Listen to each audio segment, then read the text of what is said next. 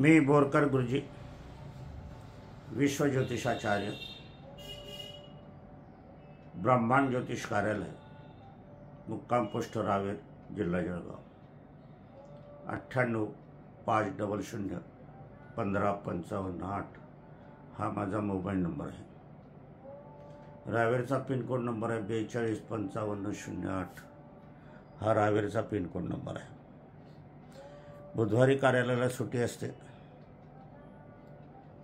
आणि मी स्वतः कार्य करतो, माझ्या मार्फत कोणीही कार्य करत नाही।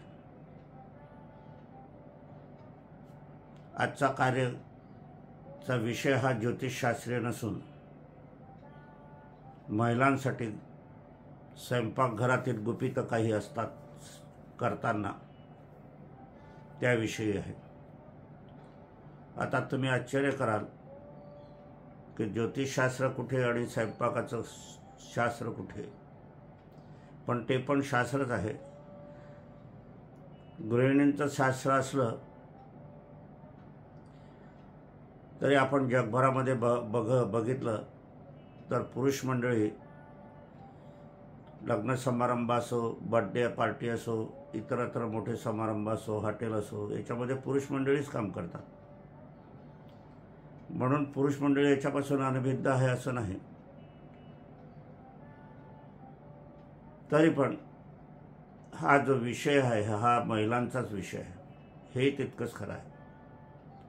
हा विषय घेण्याचं कारण माझी पत्नी स्वर्गीय सौ निर्मलाबाई बोरकर स्वर्गवासी झालेले आहेत। सवड मिळेल त्यावेळेला त्यांचं कागदपत्र पाहण्याच्या निमित्ताने काही कागदपत्र हाती लागत आहेत।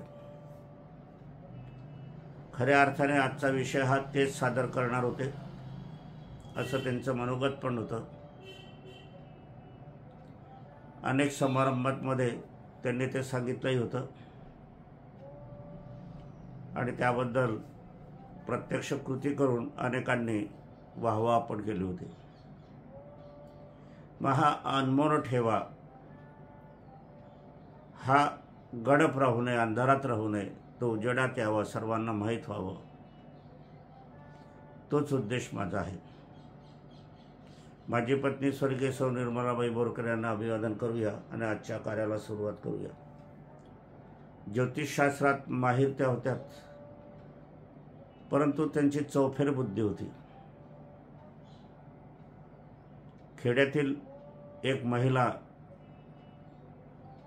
किती ज्ञानसंपादन असू शकते हे त्यांचं उत्तम उदाहरण होतं। सर्वात हटके, सर्वात वेगळं असं स्वयंपाकातील गुपिताचं तंत्र त्यांचं होतं आणि त्या तंत्राप्रमाणे त्या स्वयंपाक करत। माझे 2 मित्र होते, मी तिसरा होतो। त्यांनी दोघांनी सर्व्हिस असलेल्याची निवड केली होती विवाहासाठी पत्नी म्हणून, पण मी ही सर्व्हिस नसलेली आणि खेड्यातील, खऱ्या अर्थाने माझ्या आईवडिलांनी ही पसंती केली होती, मी बघितलं पण नव्हतं, परंतु मनामधून आनंद होता की एका खेड्यातील गरिबा घरची मुलगी आपल्या जीवनात असेल तर आपलं कल्याण करेल। आपल्याला संसार करायचा आहे, धावाधावणी करायची आहे। पत्नी सर्व्हिसला जाईल, पती सर्व्हिसला जाईल, मुलांची आबाळ होईल, आपल्याला जे खाद्यपदार्थ आवडीचे आहे ते मिळणार नाही आणि आपल्याजवळ ती राहणार नाही अधिकाधिक वेळ। म्हणून मी पत्नी ही अशी केली आणि सुखाचा संसार झाला। बाकीचं तर पुष्कळ सांगण्याचं आहे, पण आपण मूळ मुद्द्यावर येऊया। आता मूळ मुद्द्यावर येत असताना माझी सौभाग्यवती स्वर्गीय सौ निर्मलाबाई बोरकर ह्या ज्या ज्योतिषशास्त्रात निपुण होत्या त्याचप्रमाणे त्या उत्तम सुगृहिणी होत्या। पारंपरिक पदार्थात त्या माहीर होत्या। त्यासोबत त्यांनी स्वतःच्या अनुभवाच्या आधारावर स्वयंपाकघरातील काही उपयुक्त स्वतःच्या आधारावर कुठलं पुस्तक ज्ञान घेऊन नाही, उपयुक्त सूत्र तिने तयार केले होते, तर त्यांचा स्वर्गवास झालेला आहे, पण त्यांचे स्वयंपाक करतानाची गुपिते ही त्यांनी अधोरेखित करून ठेवलेली आहे. या निमित्ताने समस्त गृहिणींना त्यांची आठवण राहावी म्हणून आज आपले असले तर त्यांनी सादर केली असती. आज ती पत्नी माझे जवळ नाही हे दुःख तर आहे, परंतु त्यांची सूत्र आपणासमोर ठेवताना मला समाधान पण आहे. ही जी सूत्र आहे ही तुम्हाला कुठेही पुस्तकामध्ये सापडणार नाही, हे लक्षात घ्या. आणि हे सूत्र तुम्ही लिहून घ्या एका डायरीमध्ये, आणि स्मरणार्थ म्हणून माझ्या पत्नीचं नाव अवश्य लिहा, म्हणजे मलाही समाधान होईल. ते स्वर्गवासी झाले असल्या कारणाने वरतून तुम्हाला आशीर्वाद पण प्राप्त होते. कारण हे जीवत माणसाची ठेव आहे, तरी पण निधनानंतरची मला ही सांगावी लागत आहे. चहा आपण सर्वसाधारणपणे जसा आहे तसाच करतात. कोणी विलायची टाकते, कोणी आलं टाकते, अद्रक टाकते, लवंग टाकते, मसाला टाकतो. परंतु इथे हटके चहा पावडर 200 ग्राम असली की त्यात 2 ते 4 पार्ले बिस्किटाची पावडर मिसळून टाका आणि मग चहा तयार करताना ही पावडर वापरा. आणि मग पहा चहा कसा घट्टदार होतो, मलाईदार होतो आणि त्याला स्वाद किती सुंदर येतो. चहा पिताना पाहुणे मंडळी आपल्याला आश्चर्य व्यक्त करतील.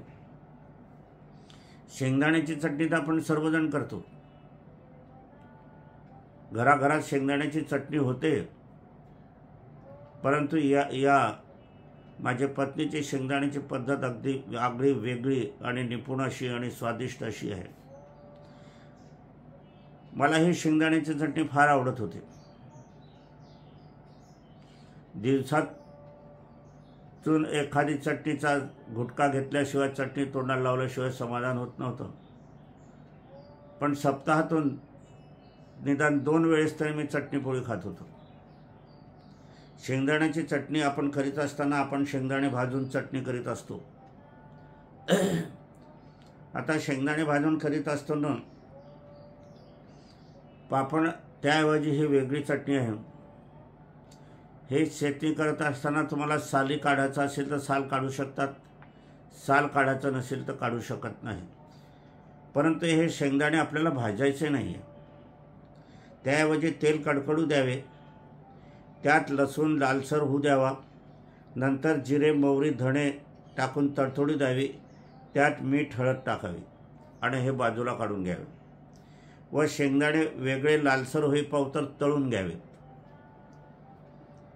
आणि आपल्याला इच्छा असेल तर साल काढावी, इच्छा नसेल तर साल काढू नये. आणि नंतर खलबत्त्यात कुटून घ्यावे. खलबत्त्यातील चटणी ही अधिक स्वादिष्ट लागते. पण आपल्याला ती कुटाची नसेल तर मिक्सरमध्ये करून सुद्धा, पण थोडीशी करमरी अशी जाडसर करावी. अन्यथा मिक्सरमध्ये जाडसर फिरवून घ्यावी. ही चटणी बरणीत भरत असताना आपणा हिंगाची चव असल्यास आवडत असल्यास कागदाच्या पुडीत हिंग पावडर ठेवून ही पुडी चटणीच्या मध्यभागी ठेवावी. 2 दिवसांनी ही हिंगाची पुडी काढून घ्यावी. एक वेगळा स्वाद चटणीला येतो. पहा कशी सुंदर चटणी आहे, अवश्य आपण करा. खारे शेंगदाण्याची चटणी पहा किती बुद्धी आहे, आपल्याला विचारही येत नाही. हा बाजारातून खारे शेंगदाणे आणावे, खाऱ्या डाळ्या मिळतात त्या आणाव्या, समभाग घ्यावा, त्यात तिखट लसूण धणे जिरे टाकावे व कुटून घ्यावे. एक वेगळ्या स्वादाची चटणी तयार होते. मिक्सरमध्ये केली तर त्याला स्वाद थोडासा 19 कमी येतो. खोबऱ्याची चटणी. खोबऱ्याची चटणी करताना सुके खोबरे न वापरता ओले नारळ वापरावे. त्याचा किस करून वाळवावा. हा तेलावर परतून घ्यावं. नंतर जिरे मोहरी शोप धणे चिमूटभर साखर फुटाणे आणि फोडणी देऊन त्यात वाळलेला किस व चवीपुरते साखर फुटाणे टाकून कुटून घ्यावे. अगर मिक्सरमध्ये फिरवून घ्यावे. कढी करतानाची हिची चव, हिची हिंगाची टेस्ट फार अप्रतिम आहे. आजही माझ्या तोंडावर ती विरघळते आहे, स्वाद येतो आहे. सर्वच जण कढीचे फोडणीमध्ये हिंग घालतात, बरोबर, पण तो तसा न घालता पूर्ण कढी तयार करून घ्यावी. त्यावर हिंगाची पावडर भरभरून टाकावी. वरतून त्या भांड्यावर झाकण ठेवावे. 1 तासाने ही कढी ढवळून वाढवावी. पहा किती सुंदर आहे. याचा स्वाद वेगळा येतो. स्वाद घेणाऱ्याला स्वाद येईल. लोणचे करताना, आता लोणच्याचे दिवस आले आहे. लालसर लोणचं आपल्याला हवं आहे. तिखट पण लागलं नाही पाहिजे आणि ते भरपूर टिकलं पाहिजे. माझ्या पत्नीचं लोणचं हे 10-10 वर्ष राहत होतं. जसं तसं ते जुनं होत होतं तसतशी तिची टेस्ट वाढत होती. आणि त्याचं गुपित काय होतं तर हे आम्ही आता आज सांगण्याचा तुम्हाला प्रयत्न करत आहे, सांगत आहे. लाख मोलाचं गुपित आहे हे. गुपित लोणचे करणाऱ्या कारखानदारांनी वापरलं तरी उत्तम आहे, पण प्रत्येक गृहिणीने यावर्षी लोणचं करताना हे कृती वापरावीच. आपण मसाला तयार झाला की त्यात मसाला तयार तुमच्याप्रमाणे करून घ्यावा. जसा तुमची पद्धत असेल, कुटून असेल, भरडं असेल तसं. 1 किलो कैऱ्यासाठी जो मसाला तुम्ही तयार करतात किंवा बाजारातून तयार मसाला आणतात, त्यात चुन्याची डबी पानाला लावायला बाजारात मिळते, ओलसर. तो ओलसर चुना एका ताटामध्ये काढून घेणं, वाळून घ्यावा. त्याची पावडर करावी. वाळून पावडर करावी आणि 1 किलो कैरीमध्ये 1 चमचा लहान मसाल्यात हा चुना मिसळून टाकावा. लालसर लोणच्यास रंग येतो. चुन्यामुळे लोणचे नासत नाही आणि शरीराला कॅल्शियम पण मिळते. पहा किती बुद्धी आहे. मी कौतुक करतो. मला कौतुक करणारी वेळही मिळाली नाही. दूध तापवल्यावर थोड्या वेळाने 1 लिटर दुधामध्ये चिंचोरीभर खाण्याचा सोडा टाकावा.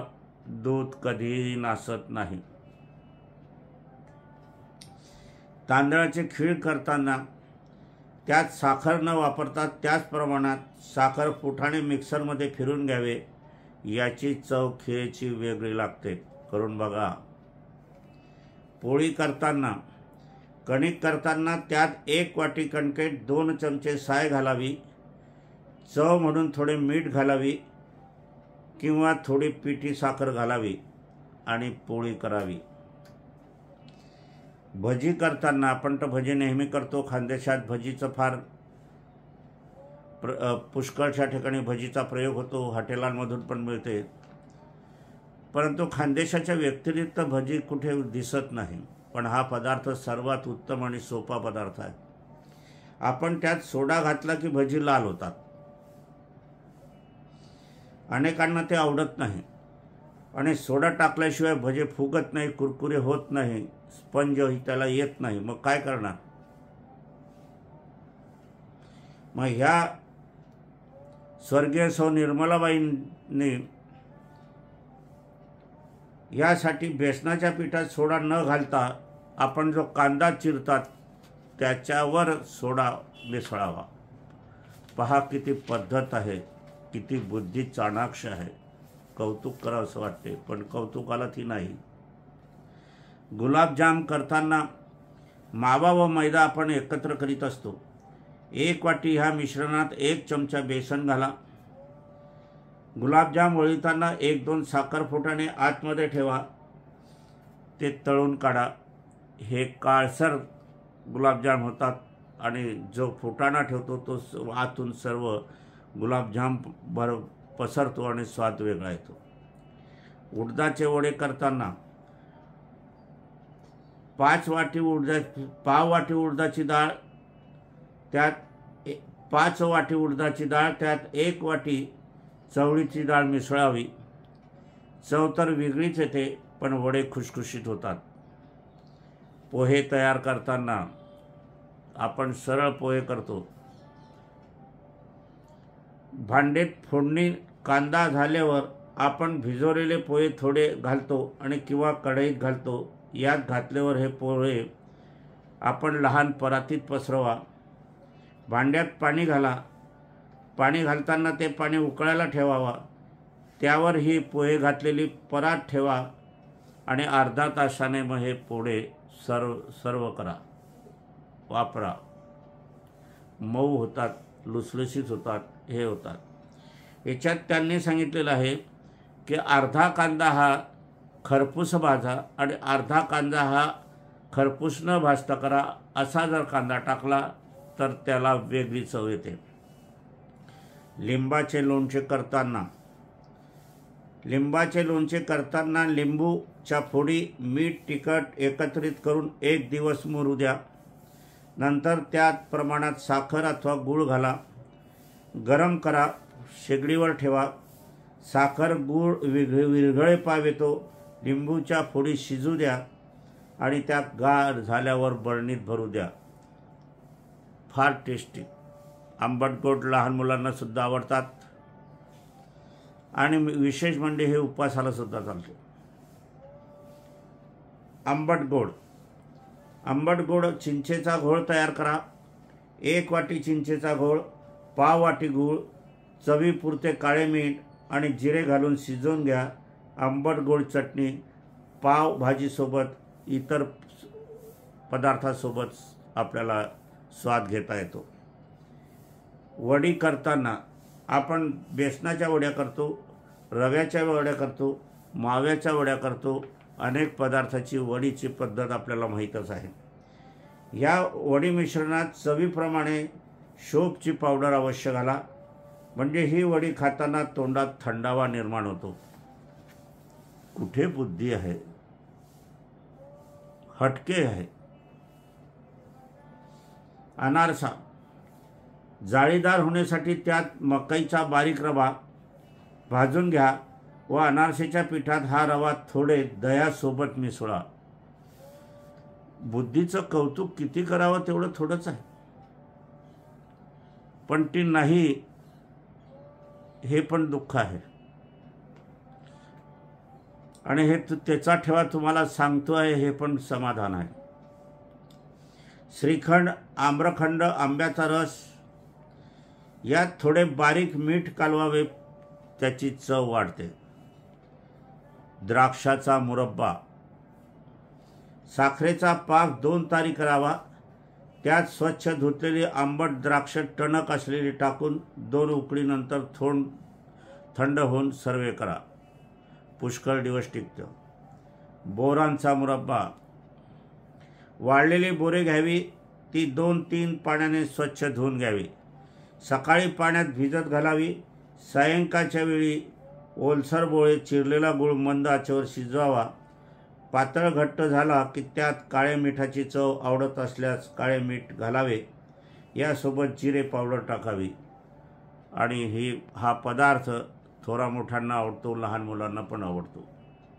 एक सहज बदल म्हणून हे वापरता येतो. आंब्याची कोय, आता आंबे आहे, सुरू आहे, त्याच्यामध्ये कोय निघते, ते फोडून काढावी. आंब्याच्या कोयमधली बी काढा. त्याच्यावर जे काळं टरफल असते ते बाजूला करा, ते स्वच्छ करा. या फोडी कुकरमध्ये काळे मीठ, लिंबाचे सत्व, पाणी घालून 2-3 शिट्या होऊ द्या. बाहेर काढून कापडाने स्वच्छ करून घ्या आणि ह्या वाळवून घ्या. आणि ह्या वाळून घेतल्याला आपल्याला अधूनमधून खाण्याला सुंदर आहे. जसं सुपारी, शोप, मुखश्वास घेतात तुम्ही, त्याप्रमाणे हे आपल्याला वापरता येते. आणि आपल्याला नवीन पदार्थ स्वर्गीय सौ निर्मलाबाईंनी काही युक्त्या सांगितल्या, त्या मी तुम्हाला सादर केलेल्या आहेत. समस्त गृहिणी वर्गांनी याचा वापर करावा आणि शक्य असल्यास त्याबद्दल प्रतिक्रिया आपण लिखित स्वरूपात दिली तर ती माझ्या संग्रहात राहील. फोटो दिला, मोबाईल नंबर दिला तर अत्यंत उत्कृष्ट. काही लोक जिवंत असताना कार्य करतात, पण हिच्यासारखी ठेवणारी गृहिणी एकमेवच असते. असो, आजच्या कार्याचं समापन इथेच करूया. माझी पत्नी स्वर्गीय सौ निर्मलाबाई बोरकर यांना अभिवादन करूया.